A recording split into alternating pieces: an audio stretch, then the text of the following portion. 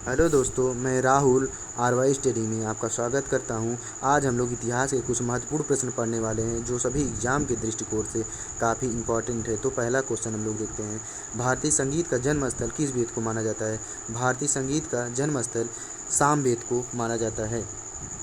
सामवेद को माना जाता है। तीसरा ऑप्शन, सामवेद में देवकी पुत्र कृष्ण की चर्चा पहली बार किया गया था।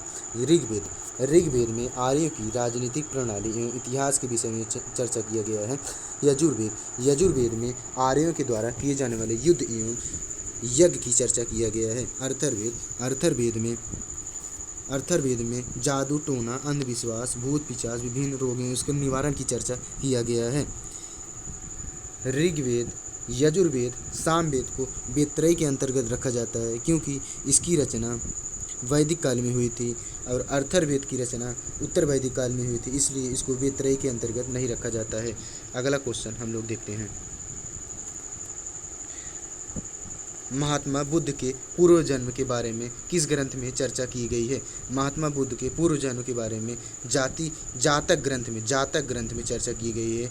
जातक ग्रंथ में महात्मा बुद्ध के 200 कहानियों की चर्चा किया गया है।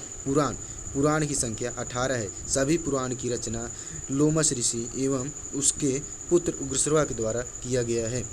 ब्राह्मण ग्रंथ में विभिन्न प्रकार के यज्ञ एवं कर्मकांड करने के लिए नियम कानून की चर्चा की गई है। उपनिषद की संख्या 108 है, जिसमें से मात्र 13 को प्रमाणित किया गया है। उपनिषद का अर्थ होता है गुरु के समक्ष बैठकर रहस्यमय ज्ञान की प्राप्ति करना। तो इसका आंसर हो जाएगा तीसरा आंसर इसका। अगला क्वेश्चन हम लोग देखते हैं, राजतरंगिणी की रचनाकार कौन है? राजतरंगिणी की रचनाकार कलहन है। इसका आंसर पहला कलहन। चंद्रवरदायी की रचना राजरासव है। विष्णु शर्मा की रचना पंचतंत्र है। जयदेव की रचना गीत गोविंद है। अगला क्वेश्चन हम लोग देखते हैं, ऋग्वेद में व्यास नदी का प्राचीनतम नाम क्या था? ऋग्वेद में व्यास नदी का प्राचीनतम नाम विपाशा था। इसका पहला आंसर। सदानीरा का आधुनिक नाम गंडक नदी है। आस्किनी का आधुनिक नाम चिनाब नदी है। शत्रुधि का आधुनिक नाम सतलज नदी है। अगला क्वेश्चन हम लोग देखते हैं, द्वितीय जैन सम्मेलन कहाँ हुआ था? द्वितीय जैन सम्मेलन गुजरात के वल्लभी में हुआ था। द्वितीय जैन सम्मेलन के अध्यक्ष देवाधीश श्रवण थे। इसको हम लोग वल्लभी लिख लेते हैं।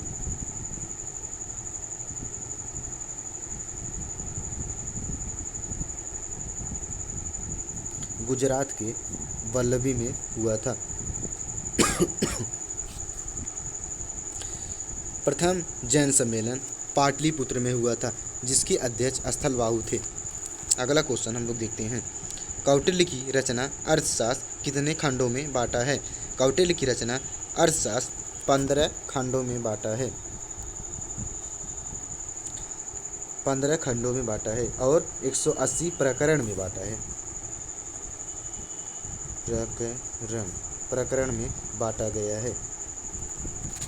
अगला क्वेश्चन हम लोग देखते हैं, द्वितीय बौद्ध सम्मेलन के अध्यक्ष कौन है? द्वितीय बौद्ध सम्मेलन के अध्यक्ष सावक मीर हैं।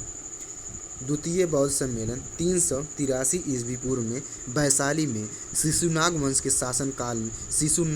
शासक कालाशोक के शासनकाल में हुआ था।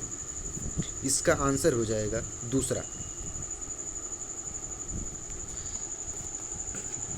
पहला ऑप्शन हम लोग देखते हैं, मोगरीपुर तीस्त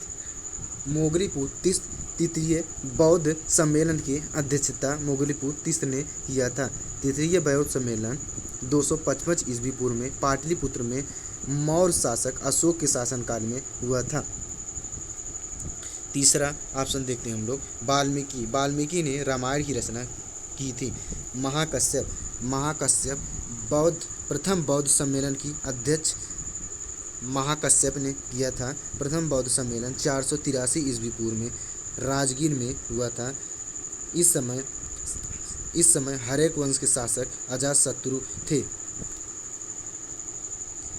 अगला क्वेश्चन हम लोग देखते हैं, नीतिसार किसकी रचना है? नीतिसार कामांधक की रचना है। नीतिसार कामांधक की रचना है। इसका ऑप्शन ये था, नीतिसार किसकी रचना है? नीतिसार कामांधक की रचना है।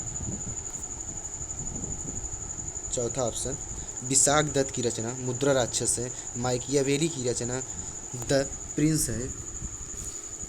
कालिदास की कुछ रचनाएं निम्नलिखित हैं, जो अभिज्ञान शकुंतलम, रघुवंशम, कुमार संभवम, मालविका अग्निमित्र, विक्रमोर्वशी, ऋतु संहार, मेघदूतम।